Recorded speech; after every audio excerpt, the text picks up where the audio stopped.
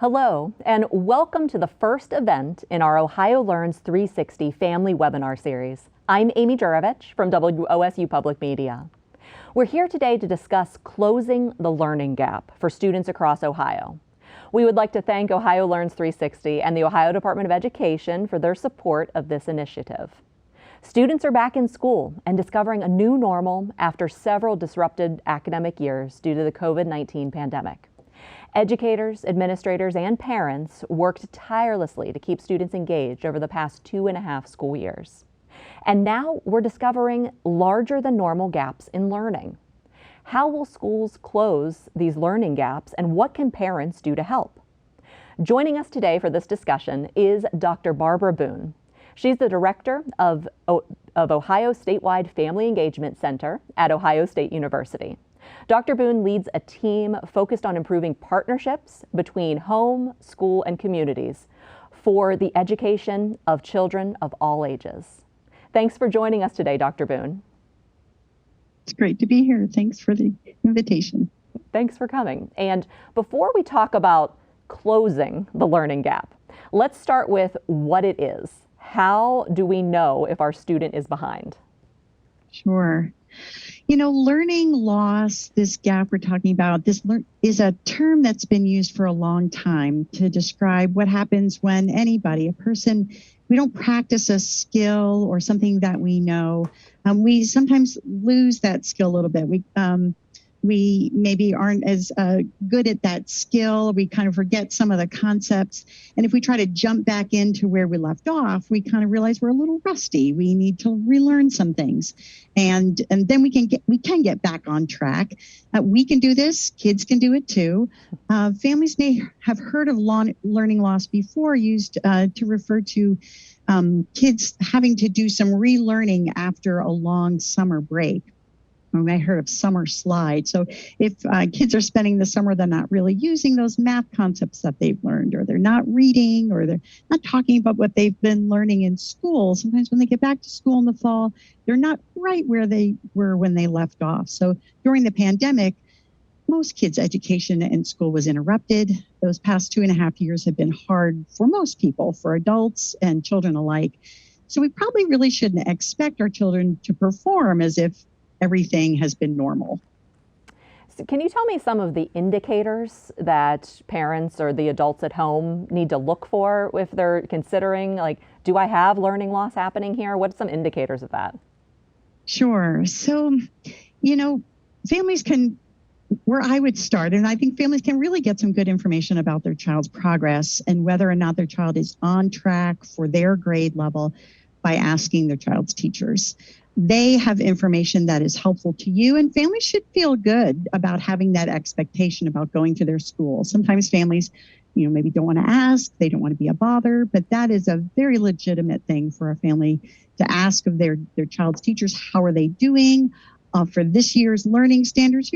Where is my child? And our teachers should be able to sort of explain that, where they are in different areas, where they are maybe struggling some more, maybe where they're behind, but maybe where they're on track as well. They should be able to tell you where their skills are maybe more developing and what they've mastered. And then also what they're doing at school to help your child make progress. So if your child's learning needs to be accelerated a little bit, go a little faster maybe than on a normal pace, they'll talk about how they're working on that. And then also, they should be able to as well to say, the next question should be, okay, so this is what's going on at school. What are some things we can be doing at home? What can we be doing to help our child outside of school? So, and a lot of those conversations maybe are more appropriate at the elementary level. When we have older kids, then we're going to be asking them, how are you doing? How do you know how you're doing? What is your teacher saying? Sort of coaching them along more, as opposed to always directly going to their teacher. We want to include those older kids in those conversations more. I think the key is maybe to not get too caught up with numbers and in test score. It's really more important to work with teachers, to work with school counselors, work with your child, to really investigate kind of what support your child needs. Everybody's going to be different. Now, it may include, go ahead. Oh, I was just going to say, related to that idea of test scores, Mhm. Where we are in the school year now. How do teachers know if there's learning loss yet? If maybe there hasn't been a test, like, is that something after just a few weeks of school the teacher can tell, like, oh, this student might not be exactly where we hoped they would be? Can they tell already?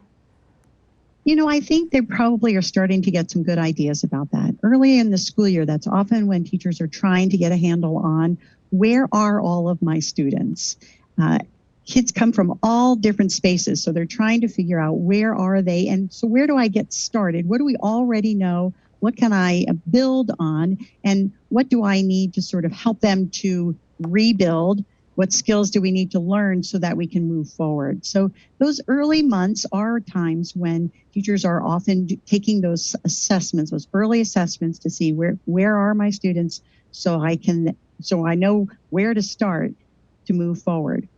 And also another type of assessment they do is called a diagnostic assessment. It's kind of to check in to see, are there any problems or issues we also need to address along the way? Now, parents know their kids best. So if a parent is thinking, maybe I do need to talk to the teacher, there probably is a reason, right? So, Yeah. so can you talk a little bit about what parents and trusted adults can do at home to just sort of, help spur this conversation with the teacher and know what to do next? Mm-hmm. Yeah. For families, I would really urge families to think about this also. It's not just all the concepts we want our kids to learn, the skills we want them to develop each year. It's also about those social and emotional behavioral needs that they have, and those motivational supports that they need, and to be looking out for those things as well. And I think families are always the ones who sort of notice those things first and the best. So at home, if you notice your child's really sort of struggling with schoolwork and maybe homework that they bring home, or they're really trying to avoid it, maybe they talk about feeling behind or feeling like they're in a lower group of learners at school, or they don't want to go to school, or they talk about it being difficult. They say things like, they never taught me this, I don't know. They might be feeling overly anxious about tests, maybe not motivated, saying like, this is dumb, I don't know what this is, feeling disengaged, sad. The key idea is really that academic strain on kids can sometimes be evidenced in their work, but it can also be something that will show up in their mood and in their behavior. So that's one thing I think for families to look for. And then it's going to their teacher and sort of, this is what I'm seeing at home, this is what I'm hearing, what do you see at school, and what can we do together to support them as they're moving forward? If you're just joining us, this is an Ohio Learns 360 webinar, and we're discussing how families can work with schools to address the larger than normal gaps in learning in students in kindergarten through the 5th grade. And for our audience at home, we want to hear from you. So please use the Q&A function in this webinar to ask a question. Parents, you know your kids best. So what questions do you have as we dive deeper into this topic? With us tonight is Dr. Barbara Boone. She's a researcher at Ohio State University, and she has a team that focuses on improving partnerships between home, school, and the community. So what you were just saying is the way parents can, notice in their child if they're having problems with school, that could be an indicator of learning loss or feeling behind, especially for elementary school, kindergarten through 5th grade. School's supposed to be fun, right? And you want them to want to go to school. As it gets older, it gets a little harder, but you want the kid to want to go to school. So how can the parent play a role in talking about school in a positive way, right? Yeah.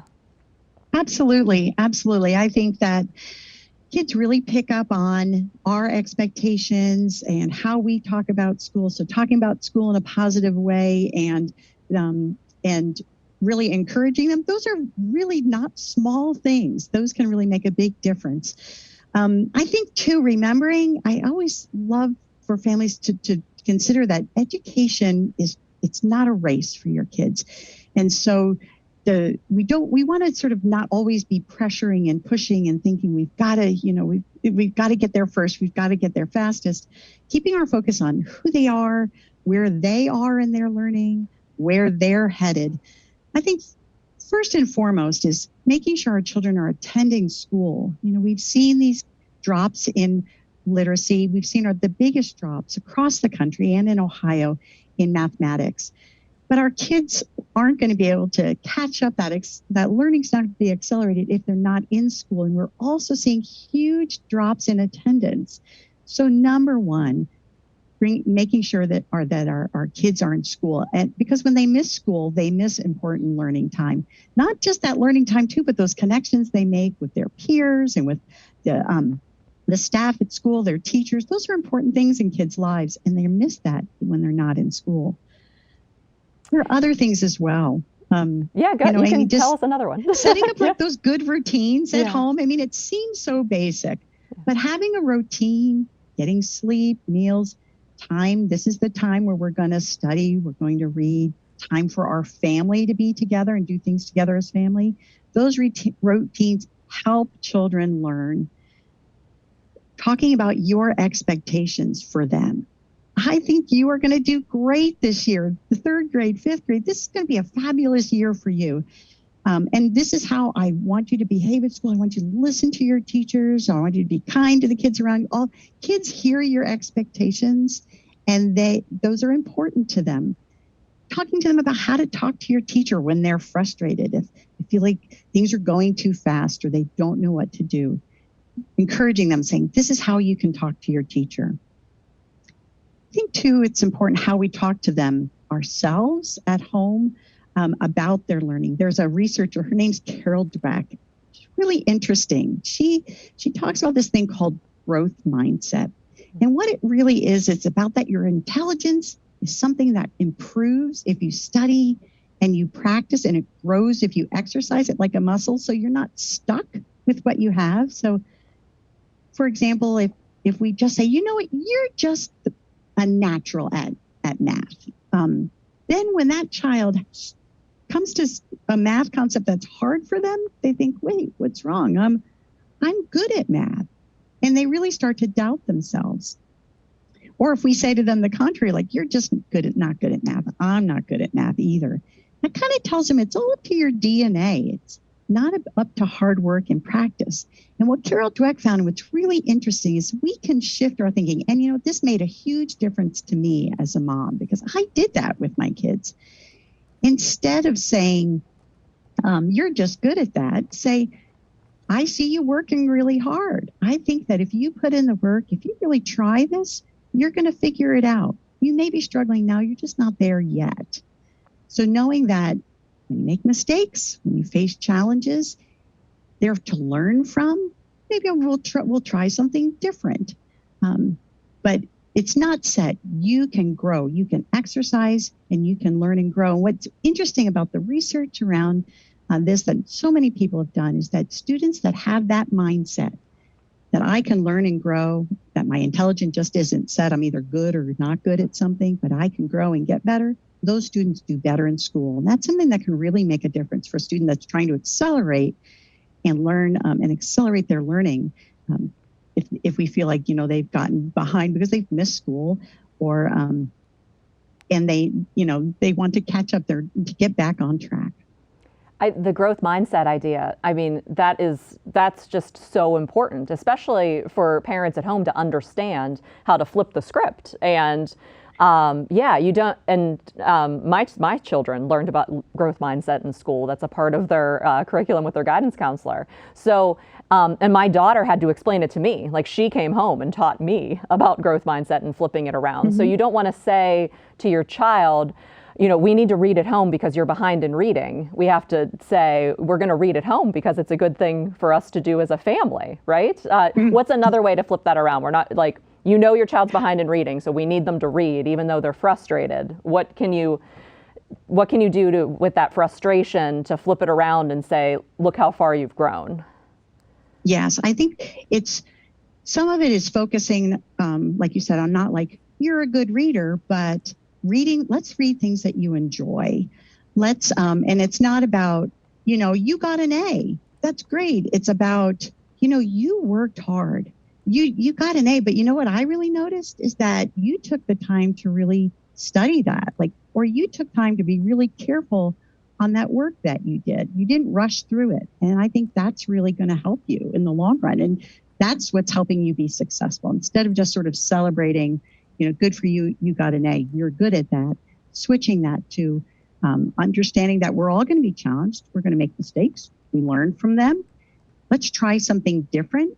That's another thing about growth mindset. It's not just let's keep trying the same way, but let's try something different. What is your friend doing? Does your teacher have a different idea about how you can do that? And I agree with you. Switching the script for an adult, it took some practice for me to sort of step back and not be so focused on saying, boy, you're good at that, or boy, just congratulating them for a good grade, but to really look at the effort and to look at the fact that they're enjoying what they're doing, rewarding sort of improvement and effort to really make that meaningful and motivating for them. Yeah, I mean, one of my favorite PBS Kids programs that has helped me be a better parent is Daniel Tiger's Neighborhood. And they have a song in that is keep trying, you'll get better. I'm not going to sing it, but that is, how it goes. And but the idea is that you're not going to, everything's not going to come naturally to you. And so that's true for adults, and it's, you need to remember that for your students. So when you have an elementary school student, everything they're learning is new. Right? I mean, yes. That idea of how do you keep your student motivated when you're telling them, keep trying, you'll get better. Can we talk a little bit about the motivation to have that happen? Sure. So I think when we think about motivating kids, sometimes we think about rewarding the end thing. And instead we want to reward the improvement, reward the effort that they make. Motivating, and also thinking about motivating our kids in a way that's meaningful to them, which for one child could be a star sticker. For another child, it's going to be you get to stay up a half hour later for something. For another one, it's going to be extra time doing something that they love. I think knowing what motivates your child and using that motivation in a way that really recognizes that effort, that attitude that they had. And also realizing that, sometimes we think if someone is struggling with something, that's a negative. But, we want to sort of reward the struggle because that we're really working at it then. And we want to reward that. And that's something that I think as adults we see pays off because there is going to be something we're going to struggle with. And if we just get frustrated easily and give up, that doesn't really help us grow or change or move forward. So even in the youngest ages, sort of learning that struggle is good. And if you're struggling, that means you're working at it. Let's find a way that you can be successful. Keep at it, keep practicing. And that's really, what's really interesting to me is how that really benefits kids in school. Kids performing so much better in school when they have that growth mindset. I really like that, reward the struggle. That's a great way to look at it because they're trying. So you want to acknowledge that. Can we talk a little bit about what we need to do at home to help the students learn, like more practically, like, how many minutes should we be reading? When should we do it? That kind of thing. Just because, Sure. As a parent, you don't know how to be the teacher, right? And how can parents at home, help with school? Well, I'm glad you brought up reading. That's great. Let's talk about that. Reading is so important with our kiddos. And what I would say, and this really ties in with what we're just talking about with motivation, that reading for pleasure, for recreation, reading because we enjoy reading, we want to learn something or we want to hear that story again. Those are the reasons why we want to encourage our children to read and the reasons we want to use. Sometimes having a time limit, it takes the meaning away. It takes sort of the motivation and makes it the time. I read for time versus I read because I love this story or I love the pictures in this book or when I read it with my grandpa, he makes the funniest voices, and that's why I want to read it. Or it's something I want to learn about. I want to learn about baseball. I want to learn about trains. That's why we want our kids to read. And sometimes there have been some studies that have shown when we say a certain amount of time, we set the time limit for students, they'll read less than they would if they were reading for pleasure. So reading, so important. Making it comfortable, making it an enjoyable experience. Singing songs, huge. Celebrating your family traditions. That's something that we know is it's a protective factor, we call it, in kids' lives. Kids who have time with their families, have traditions, feel like they belong, and their family is a safe place for them. They have a community that they belong to. Those are kids that can work through lots of struggles and lots of adversity in life. Talking at home, talking with our kids and listening, kind of having conversations is so important in our home language, if it's English or not. Talking at home in any language is important. And of course, working and playing together is such a critical thing. Our kids learn so much at home that they will never learn at school. Sitting around a meal table, working alongside the parent, fixing a car or gardening or doing whatever our families do. Those are things we just learn from our families and just learn at home. And they are also things that help kids in school. The whole of that learning just builds for kids. And, through all of that, we want to always encourage their sense of wonder, their sense of creativity, their sense of curiosity, that learning isn't something that we want to ever fight about or have a conflict about. We just want to encourage that learning is fun, and to really knowing what our children enjoy learning about and really helping them to explore that even more. Do you recommend keeping it organic the way you were just describing, or do you recommend certain days of the week setting aside time? Like, this is the time when we're going to work on school, or we're going to work on this together. So I would say there's a balance there. If I was going to lean one way, I'd say you use that word organic, but keeping learning positive. If you ever find yourself and your child really frustrated about, I don't want to do this. Well, you better sit down and do it. If we're getting into that mode, I would step back. We don't want our kids to associate sort of conflict with mom or dad or grandma at home with learning. We want learning to be enjoyable, something that kids think, this is a good thing. I like to learn. I want to go to school. I'm going to enjoy learning.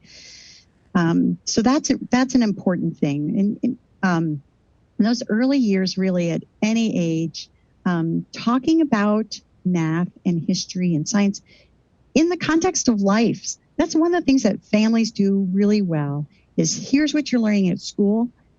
Here's how I just saw that in something I did today at work. Here's how we're going to use that math that you are learning as we're going to put together our dinner tonight. Taking the things that kids learn in school and doing that at home is important. So, all right, but now I want to talk about the other part. Yeah. Sometimes there are skills that our kids are working on. Yeah. And sometimes that extra practice at home really will help. So that's where talking with your kids' teachers and saying, if they're struggling with this in math, what can we do at home to practice that skill? Or if there's something particular about reading, there's lots of things, connections in the brain between what's on the page and the sounds we make and how we put those sounds together and make words. That's all kind of technical. But if our teachers can point out, here's something about rhyming or about letters that you can do at home, those specific things. So like you said, sometimes you do set aside that time to practice a skill.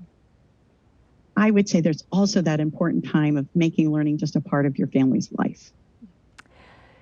We want to take questions from our audience, and we want to hear from you. So if you are out there, you're a parent or a trusted adult of an elementary school student, what questions do you have about the connection between learning at home and learning at school? Please ask your question in the Q&A portion of this webinar, and Amy Palermo from WOSU Classroom will deliver your question to Dr. Boone. So we were talking about the motivation and the growth mindset. And then there's another term that I know that a lot of schools are focusing on a lot, and it's the social emotional learning aspect. I know that a part of closing the learning gap is going to be addressing the mental health of our students as well. So how do you think we at home can help with that part as well? Yeah, I think knowing the importance of that and being mindful of it, number one, realizing that, I think sometimes people see young children and they say, it's easy. Life is great when you're a kid. Kids don't have mental health challenges. And we realize more and more that children of any age can have challenges. They have fears and anxiety and sadness. Their sense of hope is so important. And paying attention to that as a parent or a caregiver of children is so important. And also knowing that asking for help, they're in our schools. It's so important. And I think, you shared with our work that the partnership between home and school, sort of being on that team together to support each child, how they need support in their learning is important. And that includes their social emotional learning. So if you notice that your child is feeling anxious, certainly talking with them about their feelings, those sorts of recognizing that, acknowledging that, giving them space and words to talk about that. And also when you feel like it's appropriate, talking to your school counselors about that and how they can support that at school. The more adults, caring adults we have in our kids' lives to support them, the better. And it's important to support those sort of mental health components of kids' lives. Yeah, so as a parent or the caregiver at home, we need to not be afraid to reach out to the school. We need to talk to the teacher, talk to the guidance counselor. I mean, are we bothering them? The teachers are busy. They have, 25, 30 kids, right? Yes. So how do you balance that of wanting to help your child and not being too much for the teacher? Yeah. Well, I just want to encourage any parent that you are that child's parent. You're their caregiver. You're the one who is there to, and I use this word very broadly, to advocate for them, to speak for them. That's really how our education system, it works. We have schools that are working hard, caring for our kids, providing with them instruction and great places to learn that are safe and welcoming. But at the same time, it also takes our families. It takes our homes supporting and working together. So certainly going to a teacher, going to a counselor, letting them know, this is what I'm seeing. These are my concerns. That is a very important role for families to play in their children's lives. And our teachers and our school counselors will be so glad to hear that and be able to offer the supports they can. Kids just grow better when the adults that surround them, whether they're at school, in their community, at their home, where we're on the same page, we're all working together and supporting them, that's where they're going to grow and thrive the best. So absolutely talking to the school and asking for help. What can they do at school? Are there other supports in our community that I can find and use to support my child, to help them to be their best selves? Whatever it is, every child's unique in that way. Now, and you gave us some examples of, ways we can learn at home and, a little bit of structure sometimes, make it organic, way you can learn while you're making dinner, and all of that thing. But what if the learning gap is maybe a little bigger than the parent can handle? When do we know that we need to reach out and maybe talk about tutoring, a more structured idea, like someone coming into our home, someone staying after school? There's all different kinds of tutoring. When do we need that? Absolutely. So, after school programs, mentoring programs, tutoring programs, they're are hugely beneficial to kids because they're learning in a new environment in a different way, but it's also connected to what they're doing at school and what they're doing at home. So definitely, tutoring is available. So if you're talking to your child's teachers, you're really aware that they could use some extra help to help them accelerate that learning and sort of catch up and get to where they need to be. Tutoring programs are available in many spaces like Boys and Girls Clubs. Certainly our public libraries are great spaces to ask about this. There's lots of different types of after-school programs in YMCAs and YWCAs. Many of our schools in Ohio have after-school programs that are connected to another community agency that are available to our kiddos. So I would encourage families to go to the school and to ask about that. Would tutoring be helpful for my child? What type of tutoring would I be looking for? And I think something we know about tutoring in general is that we need to get enough of it to really make a difference. So one time a week may not be enough. We might need to say to really catch up and accelerate, kind of get ahead. We might be looking at a commitment of, 3 times a week, or a more condensed, a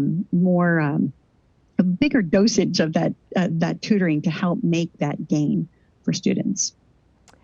And if you have a question for our Ohio Learns 360 webinar today, you can ask it in the Q&A portion of this webinar. We are running down on time, so get your questions in there now so that Dr. Boone has time to answer them. And do you have a question? All right. We do. We have a question. This is Amy Palermo from WOSU Classroom with our question. Hi, Dr. Boone. So our first audience question here: how do I express concerns to my child's teacher in a way that won't make the teacher defensive? Right. Yeah, that's understandable. I think we just acknowledged teaching is a hard job. And so we don't want to sort of feel, we don't put anybody on their defense. Sometimes we talk about a sandwich method in our work, and you've probably heard about this. But I think, number one, thinking about ahead of time, what are my questions? I know that as a mom, sometimes my emotions and my feelings could be pretty raw. I could be feeling kind of sad, mad. I could be questioning, like, am I being a good mom? And all of that comes together. And so that frustration can really come out when we're communicating with a teacher. So I think sort of checking that and really, what are my questions? And getting those down and asking those questions in a way that, number one, acknowledges something positive. My child is really enjoying this class. They love that they get to, sit where they sit, or the things that they're doing in this unit my concern is this, and share that concern. This is my concern. I wonder about this. I'm concerned about this. I'm seeing these things. Just to lay it out there, not in a blaming way, but this, I see this, or I hear my child saying this, and I want to come to you because I know that together maybe we can figure out how we can help them. And so it's not a blaming. It's just, I'm noticing this. What can we do together? And then it always helps if we can end conversations sort of on that positive note, just to thank that teacher for the effort they are doing, for meeting with us, taking the time to do that. That's important as well. Teachers are humans too. They're going to go home to their families after school, and just like all of us, we're all in this together. But don't hesitate to ever approach your child's teacher and ask questions and ask for help and share with them what you're thinking. That's so important. Okay, and I think we have another question from someone in our audience. Sure. Let's see. What are the highest yield at-home activities or priorities of the things that you've talked about? All right. Well, I think reading and talking together and in the early grades is very high yield, because reading is something that it sort of flows into all of the learning that we do, whether it's math or science or wherever we're going, right? There's this foundation of reading. So reading with our children, reading to our children, talking to our children, exposing them and listening to them so that they are talking. That language, whether it's spoken language, written language, reading, all of those are important. And if you wonder about your child, if you think they're struggling, to really check in and ask for help. We're excited that Ohio is going to be providing more supports and assessments around dyslexia and other reading challenges. Those are real challenges that many children face, and sometimes it's a family member, a parent who notices and can alert the school and ask for help. So we want to encourage families to definitely reading, writing, and listening and talking. Those are important things to do at home. And really, I love it because you can do it in the car. You can do it when you're walking. You can do it when you're right. You can do that pretty much anywhere. And then I think making, definitely being in school is important as well. I think that also talking about what your child is learning at school, showing interest in that, helping them to talk to you about it, that really helps drive that learning deeper. And then making those connections to your life, to the real world about that is another thing that will help take that what they're learning and just drive it deeper and make those connections in life. I would say that those are the most powerful things. Okay, thank you. And we do have another question from our audience. So back to Amy Palermo. All right. We are new to a very large school district and am looking to have my young son tested for learning disabilities, but there's a huge backlog and I'm being told it could be the end of the school year until he can be seen. Do I have any other options? Well, that's a tricky one. I do want you, and I think you should be able to have that assessment provided by your school district in a timely way. And so I would encourage you to continue to ask and to question and to see what are the options for moving that timeline up. What are other resources that can be drawn on in the district to be able to move that forward? I am not going to be able to speak specifically to exact timelines, but there are certain timelines that are associated with when a parent requests some assistance in this way, some assessment, and when that assessment needs to be conducted. So I would just encourage them to continue to ask. I think sometimes we are all busy. We all have limited resources. But to continue to find that way and to look for that more prompt response, I would really encourage you to do that. Something else that I wanted to ask you about is, there's been a lot of focus over the years on standardized testing, checking in on the idea of closing the learning gap, we have these numbers and they show us the gaps. How much as a parent should you worry about the standardized testing? How much weight should you put into the numbers versus how you feel your child is doing? Yeah. So the testing is often, it's an achievement test. It's how far have we gone? And there really are achievement tests in Ohio are based on, for each grade level, the standards, what we've decided together that this is what we think our children in Ohio should know, what they should know in this grade level, and what they should be able to do by the time they're done in this grade level. Each child, we want to see them staying on pace, and a lot of work goes into making those appropriate for their grade and their development. At the same time, it's a standardized test. So I would want to step back and look at my individual child. How are they doing? Are they making progress? And in schools, we have lots of tests and assessments to show that children are sort of growing. And for each child, we want to see that they are making regular growth in any subject, in any that they are studying. So that's what we want to see.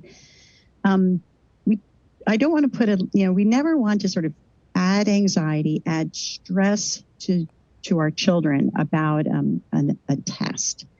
We want them just to know that this is where you get to show what you've learned on this assessment and to do their best. And that's really what we can ask of them. When we can send them to school on a good night's sleep with a good breakfast, they can do their best. If they're not performing well on those, it's really a conversation of what are we doing? What are we doing in our classroom?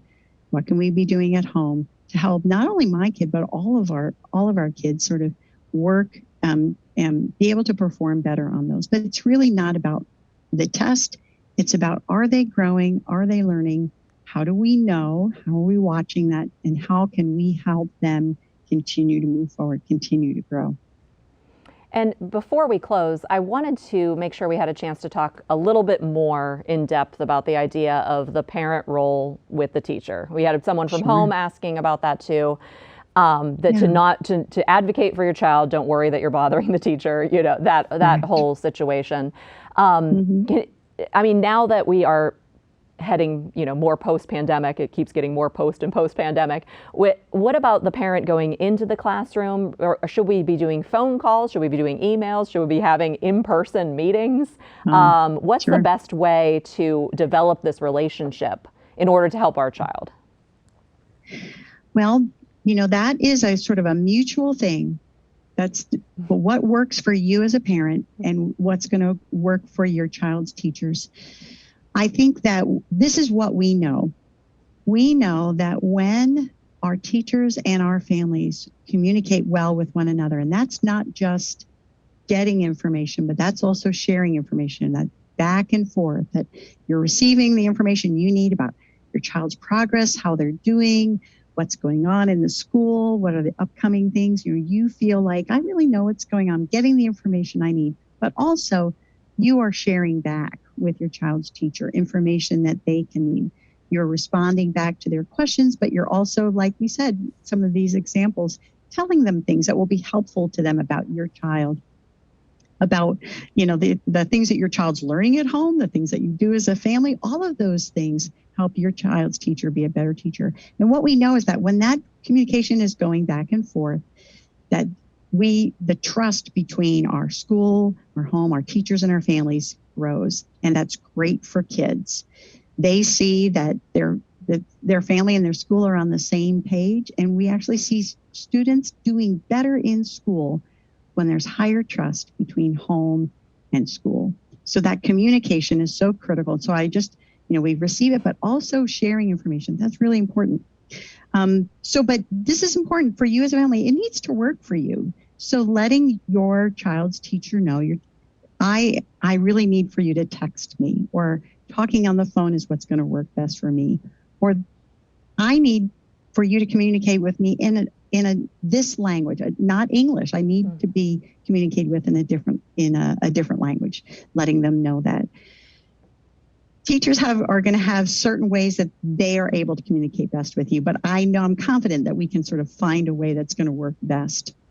Connecting virtually, we have so many options, but parents should feel free to kind of say, this is what's going to work best for me, because what's most important is that we've got that two-way flow of communication back and forth. And I just wanted to maybe close by circling back to something you mentioned at the very beginning, which is that education is not a race, and that every child is different. So maybe we could just talk for another minute or so about how to not compare your child to the other students in class, and just focus on your child, right? Absolutely. Yeah, every child is unique and has their own strengths, their own, hopes for their futures. And comparison doesn't really ever help anyone. It's really knowing them well, what motivates them, what they really are interested in, and being sort of there, encouraging them in that and supporting them in that way. But also for your family, I think sometimes as a parent, maybe I felt this way, but I assume other parents did too, when there are opportunities to maybe help at school or to do different things, and maybe you can't do them because you're working. You might be working multiple jobs. You might be caring for other family members. Knowing that there are so many ways that you can support your child's education and their learning and their success in school and in their future, finding the way that works for you is most important. And knowing that what you do at home, that encouragement, that support for their learning, that getting them to school, and the things that you do at home that support your child are so important. Just communicating the value of education, that it's important to you, that's a priority in our lives, that you get a good education, that you work hard at it. That is powerful. That's communicating with the school. That's another really powerful way. If you can't be at the school for everything that's offered, that's all right. No judgment. what you're doing at home is the most important thing that you can do. And so don't compare we're talking about not comparing our kids to other kids, but also yourself, knowing that you can really support your child's education and you know how to do that, and just being confident in that, and knowing that what you're doing is really valuable. So education is not a race, and parenting is not a race either. Not We'll a remember race. that. Well, Yes. this has been an Ohio Learns 360 webinar, the first webinar in our family webinar series. Thank you so much for joining us. And thank you to Dr. Barbara Boone from The Ohio State University for all of her insights tonight. Thank you, Dr. Boone. Thank you. And please join us on Wednesday, November 9th, when our next topic will be bullying. We will discuss bullying awareness and empathy to help kids better understand one another. Thank you to Ohio Learns 360 and the Ohio Department of Education for this event. And thank you to Amy Palermo with WOSU Classroom, and also the television production team here at WOSU. Thank you for making this event possible. I'm Amy Jurovich. See you next time.